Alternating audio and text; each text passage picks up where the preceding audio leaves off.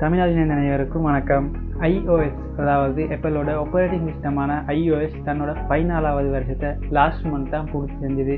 அதோட WWDC அதாவது ஆப்பிளோட developer conference வந்து நடத்தியிருந்தாங்க. அதில் முக்கியமாக iOSோட புதிய வேர்ஷனான iOS 14 அவங்க அனௌன்ஸ் பண்ணுறாங்க. கூடவே பீட்டா டெஸ்டிங்கும் விட்டுருக்காங்க. இதில் என்ன ஸ்பெஷல் பார்த்தோம்னா iOS 13 வரும் வர சாதாரண மக்கள் ஜென்ரல் பப்ளிக்கு இதை விட்டுருக்கல. ஆப்பிளோட டெவலப்பர்ஸுக்கு மாதிரி தான் இதை விட்டுருந்தாங்க. ஆனால் இந்த தடவை iOS 14 சாதாரண மக்களால் ஜென்ரல் பப்ளிக்கும் இதை விட்டுருக்காங்க. ஸோ உங்களுக்கு வேணுமானாலும் பீட்டா ப்ரொஃபைலோட இன்ஸ்டால் பண்ணிக்கலாம். ஆனால் உங்களிடம் ஒரே ஒரு ஐஃபோன் தான் இருக்குதுன்னு நீங்கள் சொன்னீங்கன்னா நான் உங்களுக்கு இதை ரெக்கமெண்ட் பண்ணலை. ஏன்னா இதில் நிறைய battery issues, crack issues, restart problems, bugs இப்படி எக்கச்சக்கமான பிரச்சனைகள் இருக்கலாம். ஏன்னா இது இப்போ தான் பீட்டா டெஸ்டிங் விட்டுருக்காங்க. ஸோ அந்த ரிஸ்க் எல்லாம் எடுக்க நான் தயார் அப்படின்னு நீங்கள் நினச்சிங்கன்னா இன்ஸ்டால் பண்ணிக்கலாம். அப்படி இல்லைன்னா இந்த வீடியோவை ஸ்கிப் பண்ணாமல் பாருங்கள். இந்த வீடியோவில் iOS 14 அவங்க என்னென்ன ஃபீச்சர்ஸ் எல்லாம் கொடுத்துருக்காங்க, என்னென்னலாம் விட்டுருக்காங்கிறத பார்க்கலாம். இந்த வீடியோவுக்கு போகிறதுக்கு முன்னால் இந்த சேனலை நீங்கள் இன்னும் சப்ஸ்கிரைப் பண்ணலைன்னா மறக்காமல் சப்ஸ்கிரைப் பண்ணிக்கோங்க. கூடவே பக்கத்தில் இருக்க பெல் பட்டனையும் தட்டி விட்டுருங்க.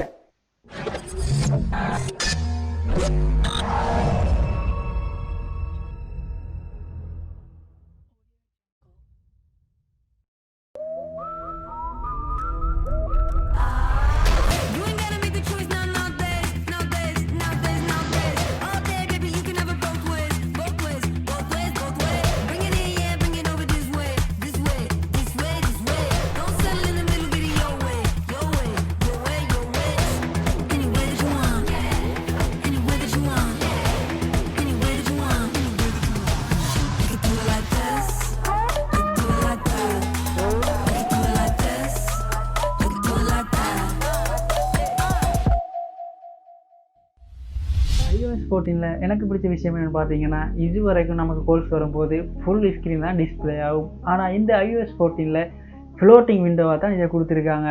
ஏன்னா என்னை பொறுத்த வரைக்கும் எந்த அளவு யூஸ்ஃபுல்னு சொன்னால், நான் ஏதாவது ப்ரைவேட் செட்டில் இருந்திருப்பேன். அப்போ எனக்கு கோல்ஸ் வந்துன்னு சொன்னால் கட் பண்ணவும் மேலே அப்படியான ஒரு கோல்ஸாக இருந்தால் அந்த கோல்ஸ் எண்ட் ஆகிற வரைக்கும், கட் ஆகிற வரைக்கும் நாம் அப்படியே பார்த்துக்கிட்டு இருக்க வேண்டியதான். ஆனால் இந்த ஆப்ஷன் மூலமாக, இந்த ஃபீச்சர்ஸ் மூலமாக நமக்கு தேவைன்னா இதை ஸ்லைட் பண்ணிக்கலாம் அல்லது அப்படி தள்ளி விட்டுடலாம். அப்போ கூட நமக்கு ரிங்ஸ் போயிட்டு தான் இருக்கும். நமக்கு எந்த ப்ராப்ளமும் இல்லை. நம்மளோட வேலையை நாம் பார்த்துக்கலாம்.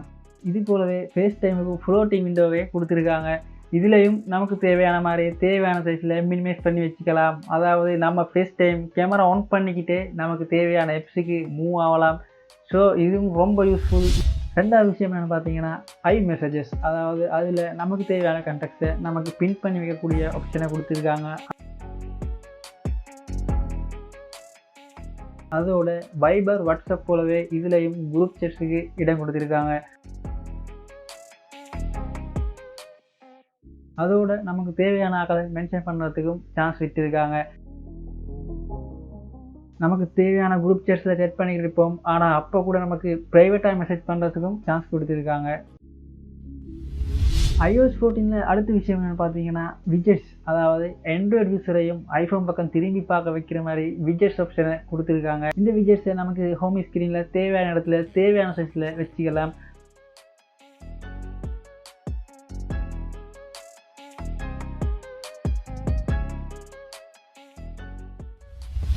அதோட டோட்டல் நம்மகிட்ட இருக்கிற அத்தனை ஸ்லைட்ஸையும் ஒரே ஸ்க்ரீனில் கொண்டு வரதுக்குள்ள ஒரு ஆப்ஷனையும் விட்டுருக்காங்க. இது எந்த அளவுக்கு யூஸ்ஃபுல்னா, நமக்கு தேவையில்லாத ஸ்லைடை ஹைட் பண்ணியும் வைக்கலாம். அதாவது ப்ரைவேட்டான ஸ்லைட்ஸை ஹைட் பண்ணியும் வைக்கலாம். நமக்கு தேவைப்படுறப்ப அதை எனேபிளும் பண்ணிக்கலாம். அடுத்து என்ன பார்த்தீங்கன்னா, அதாவது கூகுள் டிரான்ஸ்லேஷனை போலவே ஒரு எப்பை இன்ட்ரடியூஸ் பண்ணியிருக்காங்க. டிரான்ஸ்லேட் எப், அதில் நமக்கு தேவையான லாங்குவேஜை தேவையான டைமில் மாற்றிக்கலாம். அடுத்து என்ன பார்த்தீங்கன்னா பிக்சர், அதாவது ஆண்ட்ராய்டு யூஸருக்கு இது ரொம்ப தெரிஞ்சிருக்கும். இந்த iOS 14 மூலமாக இவங்க ஐஃபோனுக்கு இன்ட்ரடியூஸ் பண்ணுறாங்க.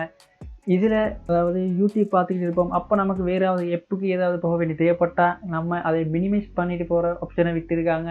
இது யூடியூப் ப்ரீமியருக்கு மாத்திரம்தான் இது சப்போர்ட் ஆகுது.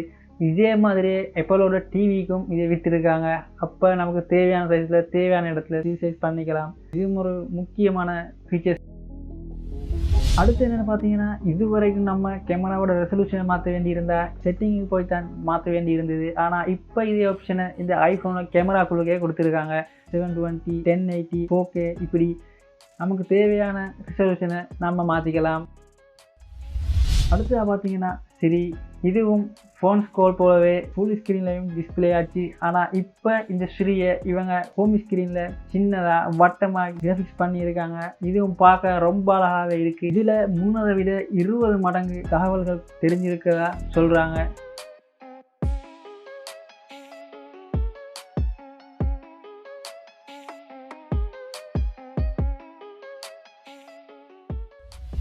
அடுத்ததாக பார்த்தீங்கன்னா யூஸ்ஃபுல்லான ஒரு ஆப்ஷனை விட்டுருக்காங்க. அதுதான் எப்ஸ் லைப்ரரி. இது என்னென்னு பார்த்தீங்கன்னா, கடைசி ஹோம் ஸ்க்ரீனுக்கு போய் ரைட் சைடுக்கு ஸ்விப் பண்ண இது உங்களுக்கு டிஸ்பிளே ஆகும். அதாவது இதில் E to Z அவங்க கேட்டகரி பண்ணி வச்சுருக்காங்க. உங்களுக்கு தேவைன்னா முன்ன போலவே இதில் சர்ச் பண்ணியும் தேடிக்கலாம். இதுவும் ஒரு ரொம்ப யூஸ்ஃபுல்லான ஆப்ஷன் என்று நான் நினைக்கிறேன். என்னை பொறுத்த வரைக்கும் ஐஃபோனை விட்டுட்டு போகவே முடியாத ஒரே ஒரு ஆப்ஷனான மீமோஜிஸை இவங்க கொடுத்துருக்காங்க. இந்த தடவை மீமோஜிஸில் மாஸ்கையும் சேர்த்து எட் பண்ணியிருக்காங்க. இன்னும் சில இமோஜிஸை விட்டுருக்காங்க.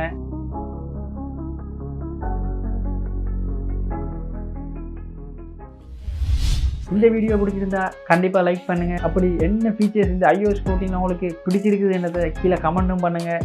உங்களில் யாராவது ஃப்ரெண்டு ஆண்ட்ராய்ட் யூசர் இப்படியெல்லாம் ஆப்ஷன் விட்டால் கண்டிப்பாக நான் ஐஃபோனுக்கு மாறுவேன் அப்படின்ற ஒரு எண்ணத்தோடு இருந்தாங்கன்னா அவங்களையும் கமெண்ட் பண்ணுங்கள். மறக்காமல் சேனலை சப்ஸ்கிரைபும் பண்ணிடுங்க. இன்னொரு வீடியோவில் சந்திக்கிறேன். வணக்கம்.